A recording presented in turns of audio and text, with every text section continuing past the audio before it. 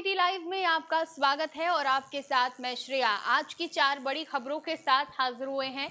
बात करते हैं पहली खबर की। मध्य प्रदेश से कांग्रेस अब सत्ता से हट चुकी है, लेकिन कांग्रेस के पूर्व मंत्रियों का बंगले से मोह अभी तक नहीं हटा है और इसका सबूत हमें दिख रहा है पूर्व मंत्री विजय लक्ष्मी साधो के बंगले से।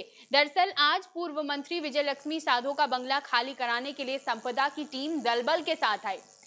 विजय लक्ष्मी साधो के घर पर, उनके बंगले पर कई बार नोटिस भेजा गया, 2 बार नोटिस भेजा गया और तीसरी बार नोटिस भेजने के बाद जब बंगला खाली नहीं हुआ, उसके बाद संपदा की टीम दलबल के साथ वहां पहुंची। काफी देर तक संपदा के अधिकारी बंगले के में इधर उधर घूमते रहे, लेकिन कोई भी जानकारी देने सामने नहीं आया।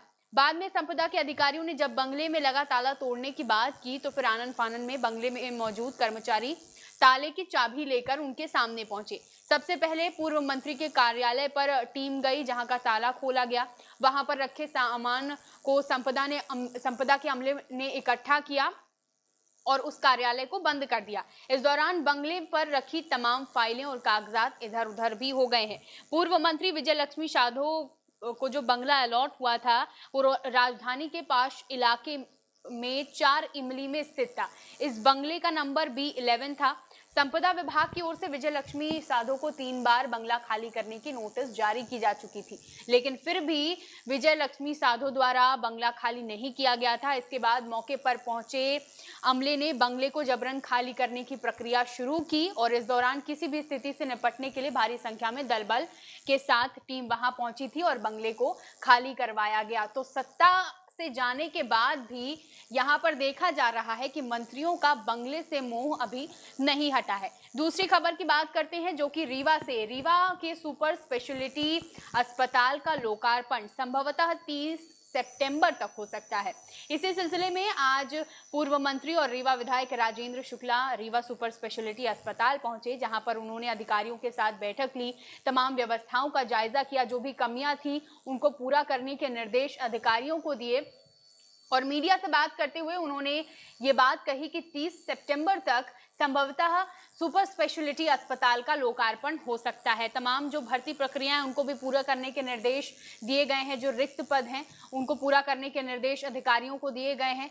अब जब सुपर स्पेशलिटी अस्पताल का लोकार्पण हो जाएगा तो रीवा की जनता के लिए ये राहत भरी खबर होगी, जिले वासियों के लिए राहत भरी खबर होगी, क्योंकि जिस तरीके से जनता और शहरवासी इलाज के लिए बड़े शहरों में जाते हैं और उनके ज्यादा पैसे खर्च होते हैं, तमाम चीजें होती हैं, तो वो स्पेशलिटी अस्पताल का लोकार्पण होने के बाद वो यहीं पर बेहतर उपचार करवा सकते हैं, संभवतः बेहतर उपचार उनका हो सके। तो रीवा की जनता के लिए, रीवा के लिए ये एक अच्छी खबर साबित हो सकती है। हमारी आज की 2 बड़ी खबरें। अगली जो खबर है उसके लिए हमारे साथ आशुतोष जुड़ गए हैं, जो हमें प्रदेश की 2 बड़ी खबरें बताएंगे। खबर की शुरुआत एक सवाल से। क्या सत्ता वर्ग के लोगों के लिए और आम जनता के लिए कोविड-19 के जो गाइडलाइन बनाए गए हैं वो अलग अलग हो सकते हैं? पिछले कुछ दिनों से मध्य प्रदेश में कुछ ऐसा ही चल रहा है। मध्य प्रदेश सरकार के कैबिनेट मंत्री तुलसीराम सिलावट, जो जल संसाधन मंत्री हैं, उनको 28 जुलाई की उनकी कोरोना रिपोर्ट पॉजिटिव आई। उसके बाद उनका उपचार शुरू हुआ, अरविंदो हॉस्पिटल में उन्हें भर्ती कराया गया और अभी हाल ही में 13 अगस्त को उनकी रिपोर्ट पॉजिटिव आने के बाद उन्हें छुट्टी दे दी गई। लेकिन ICMR की साफ तौर पर यह गाइडलाइन है कि छुट्टी मिलने के बाद आपको 7 दिन तक होम क्वारंटाइन रहना पड़ेगा और किसी से मिलना जुलना उस समय पर संभव नहीं हो सकेगा। लेकिन उनकी बेचैनी देखिए तुलसीराम सिलावट जी की, जो अभी कैबिनेट मंत्री हैं, पहले कांग्रेस के दिग्गज नेता हुआ करते थे, कि इन्हीं 2 दिनों में उन्होंने बैठक ले ली प्रशासनिक अधिकारियों के साथ। इस बैठक में IG, कमिश्नर और जो वहाँ के प्रशासनिक अधिकारी थे, सभी शामिल हुए। साफ तौर पर ऐसा खतरा जब कोरोना वायरस अपने चरम पर हो, ऐसे जब शीर्ष नेताओं के द्वारा ऐसी लापरवाही की जा रही हो, तो जाहिर है कि कोरोना का संक्रमण तो बढ़ ही रहा है और साफ तौर पे वो कोरोना को न्योता भी दे रहे हैं और उन लोग को भी जान उन लोग के जान से खिलवाड़ भी कर रहे हैं जो प्रशासनिक व्यवस्था को संभाल रहे हैं। इससे पहले भी कांग्रेस कई सवाल उठा चुकी है उनके लिए। कांग्रेस का कहना है कि मुख्यमंत्री शिवराज सिंह चौहान, बीजेपी प्रदेश अध्यक्ष BD शर्मा के साथ साथ कई जो दिग्गज नेता हैं वो होम क्वारंटाइन का पालन कर चुके हैं। ऐसे में तुलसीराम सिलावट को आखिर ऐसी क्या बेचैनी है कि उन्हें इतनी जल्दबाजी हो रही है।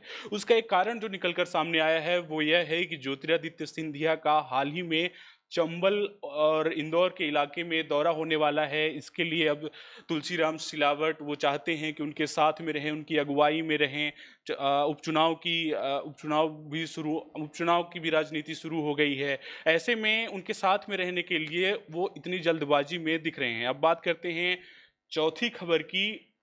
सीधे आपको लिए चलते हैं प्रदेश की सियासत में उपचुनाव में। चंबल और इंदौर के 16 अलग अलग मतलब 24 सीटों पर उपचुनाव होने हैं, उससे ज़्यादा संख्या में उपचुनाव होने हैं। उसके लिए अब राजनीति तेज हो गई है। बीजेपी और कांग्रेस तेजी से सक्रिय होने लगी है। इंदौर के इलाके में और चंबल के इलाके में बात की जाए तो प्रभात झा को कमान सौंपी गई है।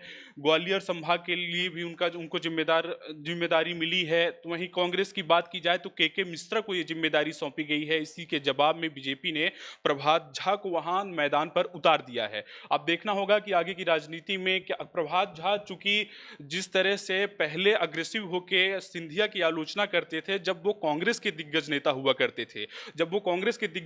करते थे, ज्योतिरादित्य सिंधिया, तब प्रभात झा के द्वारा एक बयान दिया गया था जिसमें उन्होंने साफ तौर पर ज्योतिरादित्य सिंधिया पर निशाना साधते हुए कहा था कि ज्योतिरादित्य सिंधिया सबसे बड़े भूमाफिया हैं। इस जो उनका पुराना ये सवाल था जो सिंधिया के लिए था, इस बात को लेकर अब कांग्रेस राजनीति कर रही है और बीजेपी को कांग्रेस कटघरे में खड़ी करते हुए नजर आ रही है। और कांग्रेस का साफ तौर पर यह कहना है कि क्या अब प्रभात झा उनको भूमाफिया कहेंगे या उसी तरह की राजनीति में वो भी शामिल हो जाएंगे जिसमें अब सिंधिया दल बदल कर शामिल हो चुके हैं। तो ये थी प्रदेश की 4 बड़ी खबरें। ऐसी तमाम खबरों के लिए आप बने रहे विंध्या टाइम्स के साथ। बहुत बहुत धन्यवाद।